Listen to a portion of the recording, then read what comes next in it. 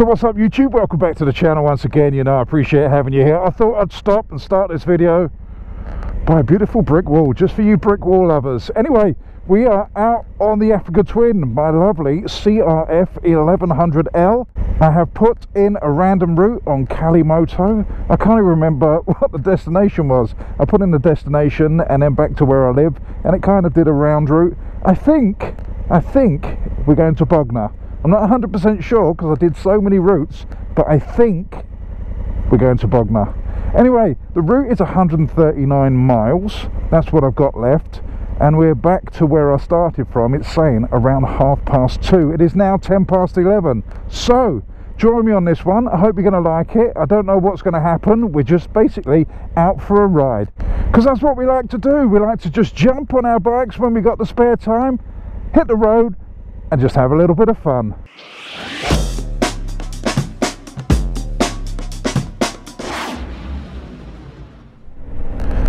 Thank you for joining me on this one. The eagle-eyed amongst you will realise I've got a new screen. I've got the Honda tool screen, but it's not quite tall enough for me, so I've put this little extension on for now just to break up the wind a little bit. I know it doesn't look that good, but it does the job for now. I'm just slightly too tall for the tool screen. I've also got an order, the little wind deflector that goes down here over the fork legs, because what I've noticed, when I put that screen on, you get a hell of a lot of air up here. My only problem with putting that on is I'm a little bit worried that it's going to make the front light, but we shall see when that comes. It's not an expensive option, so if it doesn't work, it's not the end of the world, but hopefully that will stop the buffeting just around the top of my head and shoulders. It's only slight, but it's just enough to annoy. Right, what else have we done? We've got, I don't know, what else have we done since last time? There was only one video on this, I've only done one. We put the knuckle deflector guard wind protector things on, these bits here, the top of the guards. They don't do much apart from keep the wind off, but that's the aim. I'm not planning on dropping this one. Well, not so soon anyway. We've got to get all crash bars, bash plates and everything else that I need to take it off-road before I do, because it's bloody expensive and I don't want to drop it unless I've got a little bit of protection. Right, so the sun is out. It's a beautiful day, a little bit cold. Well, it's not too bad. We're probably about 10 degrees at the moment, but if the sun's shining, I'm a happy bunny. As you can see, I've got a podcast on. It's actually paused at the moment, but I'm listening to Adventure Rider Radio, so go and check those guys out for the podcast. It's a pretty good series and it's very entertaining and basically very knowledgeable about adventure bike riding. Funny enough, hence it's in the title. The only problem with the back streets is there's cars everywhere, and even though I'm 100% on my side of the road, not all of them move over. They think they've got right of way because they're bigger. I suppose it's just a penis thing, because it's mainly men. They're compensating for something. I'm not saying you are, I'm just saying possibly you're compensating for something. If you don't give way to something that's 100% on their own side of the road, and there's something wrong in your brain there slightly. Oh, I know where we are. Actually, we might be going to Brighton. I've cycled this way to Brighton, so you never know. I'll tell you when we get nearer. I'll tell you when we're there. When I've got my feet in the sea, that'll be the clue. Right, so far I've only done 229 miles on this bike. The last tank fill up was around 180 miles, but it still has some in the tank. It was estimating fuel range of around 200 to 210 miles, so not bad. And so far so good. I am loving every second of being on this bike. This, compared to my old Africa Twin, is another step up. Comfort wise, it's absolutely beautiful at the moment. It's so comfortable. My old Africa Twin was really comfortable, but this has changed the game. Making the front of this seat slightly slimmer has made the pressure on the inside of my thighs, my thunder thighs, a lot less, so it's very nice. I was thinking about buying the extra high seat for this, but this seat on the high setting, it's actually quite nice. It's not bad at all. So I'm going to stick with this and see how we get on. But as I said, so far so good. I'm loving every bloody second on this bike. It feels good to be home. Someone said in one of my comment sections, I don't know who it was, he said it's like getting a brand new pair of old slippers, and that's a good way to describe this bike. Even though it's not the model I had, it does feel like a comfy pair of slippers. And I'm getting used to this DCT now. It took a little while. You've got to get your settings right. You've got to get something that suits you. I've got it in Tour mode and Sport 1 at the moment, which suits me and my riding style. It's a little bit clunky around town, so I use the manual gear shift around town. But when I'm out on roads like this, having a little bit of fun and a nice day out, it's really, really good and intuitive. I don't mind it at all. It's taken a little bit of getting used to, coming from a manual. I've got to get used to not blipping on the downshift going into bends and getting the gear that I want in my head. You've got to change your riding slightly. That's all you've got to do. You've got to change your mindset. If you're prepared to change your mindset, then it's all good. It is all good. And if you do want a right old blat, you've got Sport 2 and 3 as well. But this, for little country lane cruising, is perfect. There's a lot of crap in the road today.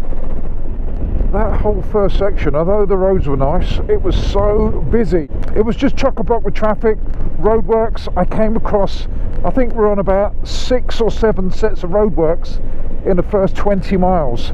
That's what the south of England brings you. When I went north on that 125 trip on the Big Little Adventure, I was spoilt. I was spoilt with roads up north and over in Wales. Now I'm back in the south of England. It's actually doing my brain in. When it's like this, it's fine. But as I said, the last 30 miles, 20-30 miles, has just been stop-start traffic, temporary traffic lights, diversions. It's been hell. But now, we seem to have the roads all to ourselves. Touch wood, is going to carry on. The bike has behaved impeccably, even in that stop-start traffic. Although it's a little bit snatchy on the DCT through traffic, I've been using flappy paddle, so it's not too bad. But that's the only downside, is that little bit until you get used to it. And as I said before, it's changing your mindset to ride with DCT. Once you do that and you get into it, a 30-minute test ride is not going to give you the appreciation for a DCT gearbox. I can tell you that now. I've done lots of reviews on DCTs and I've liked them, but I haven't liked them as much as I now like this, if that makes any sense. Now I've got used to it, where the gears are changing, how its characteristics are in different modes, how the driving modes are, as in tour, urban, gravel, all that sort of stuff, how the power kicks in. Once you start getting used to it and you grow into the bike, it's beautiful. And it's so relaxing. On a day like this, you can just chill. And we all know I like to do that. Oh, this is extremely gravelly in the middle of the road. With these road tyres, it offers not a lot of grip. I know they say they're crossover tyres, but they're not. They're just bloody road ones. But we've got ABS, we've got traction control, we've got cornering ABS, we've got all the gizmos to make up for my lack of skill, so we should be alright. I mean, don't rely on the computer systems to sort it out. You're still going to crash if you're an idiot, which I am some of the times, hence a lot of the crashes, but you know what I mean. You know where I'm coming from. Wow, once again, Kalimoto bringing up a gorgeous route. I know these routes are not for everyone. If you're a flat-out blaster, don't put it on the twisty. This is not even the twistiest route, this is the semi-twisty. I love these roads. I love riding back roads. I just love it. Hence the CB1000 didn't really suit my style. It was forcing me onto the faster roads, which was all good fun. I was going fast and enjoying it, but I was missing this more. Just plodding around, chilling out in the countryside. Absolutely love riding like this. It relaxes me. I've said it many times before. This is my therapy. Here's a question for you. If you were a lorry driver or a van driver like the one in front, I know what I'd do, but if you saw a bike up your chuff, well, not completely up, I'm giving him some room, but if you saw a bike behind you that is clearly going to be quicker than you, would you just pull over and let him past, or would you just sit in front of it at under half the speed limit? Just a question. Drop your answers down below in the comment section. I personally, I've done it before, I do it in my car. If I see something faster behind me, first opportunity, I pull over. If it's not a line of traffic, that is, I'll pull over and let that faster thing go through, because I don't like holding people up. I feel guilty, especially when they're not speeding. If they're speeding, different story, it's up to them to go past, but if they're doing half the speed limit, if you're forcing them down to half the speed limit, then yeah. That's my ethos. Let the person enjoy themselves. Anyway, comments downstairs.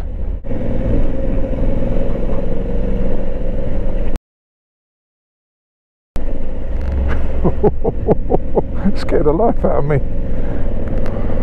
Always got the birds chasing me, you see. Hey, turn right. And what down here? Oh, oh shit! Wrong side of the road. Good, got away with that one. Oh dear. That looked like naturally I should go that way, but obviously I shouldn't. Don't do that at home, kids. Observe the rules of the road. Don't be a plonker. The only problem with riding in autumn, or the beginning of autumn, is you get all the crap in the middle of the road. So you've only really got one line. You've got to choose either the inside or the outside tyre track. When you're in the middle, it can become very, very slippery. So just be aware of that if you are in England riding these back roads. But you've got to be prepared for one small line to ride in. I try to ride in the one nearest to the curb simply because that gives me more room around the bends. But if there's nothing in the middle of the road, there's no gravel, then I will switch across. But on the whole, you'll see me drifting over to the left, so I'm just explaining why. See, sometimes you get some worthwhile tips on this channel. Rarely, but sometimes.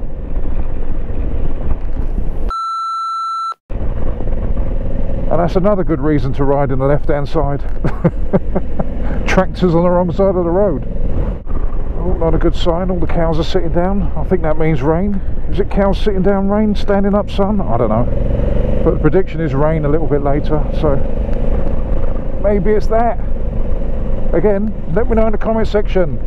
Cows laying down, is that rain? Or is it standing up? Who knows? Right, where are we going? Where are we going? Where are we going? We're going straight across Littleworth Lane. So we're crossing the A272 between Calford and Billingshurst. 272 is a lovely route. I'm still not 100% sure where we're heading. I can't remember where I put. We're going south, I know that. Oh, doesn't she look fantastic? Once again, apologies about the screen. I know you've got to look through it, but it's a lot more comfortable for me. So, sod you, basically. Anyway, let's change the battery.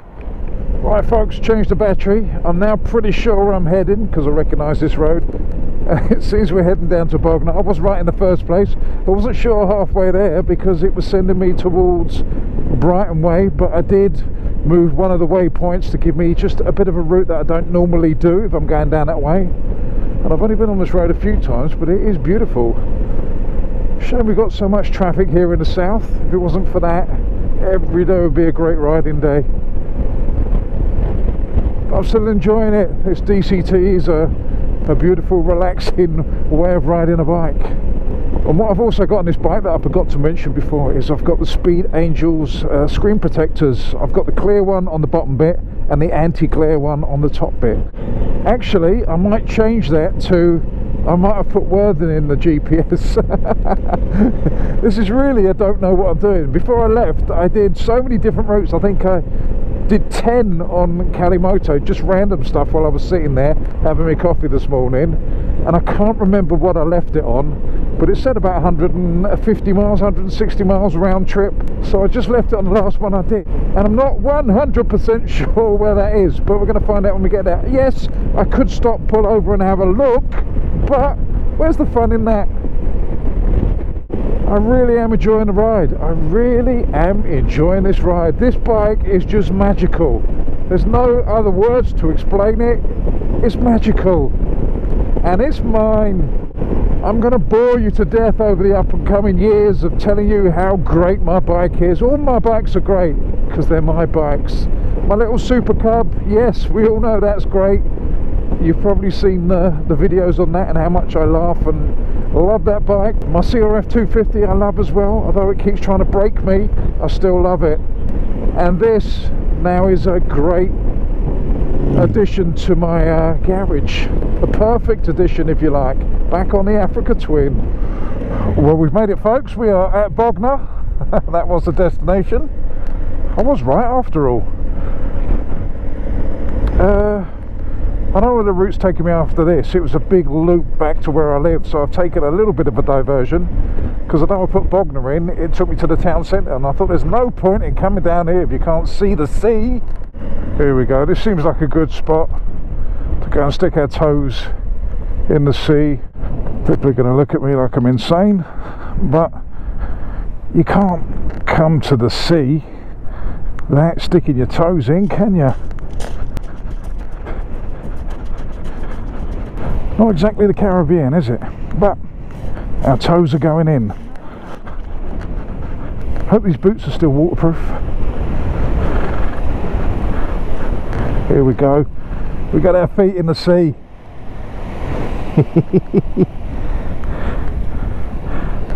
Right. Oh, and the sun stayed out for us. It's been a lovely little day. But now, I think it's time to head back. Oh, this is the hard bit. Walking up the stones. This is quite steep. So, excuse the heavy breathing. I know it's sexual to some of you, but I don't mean it.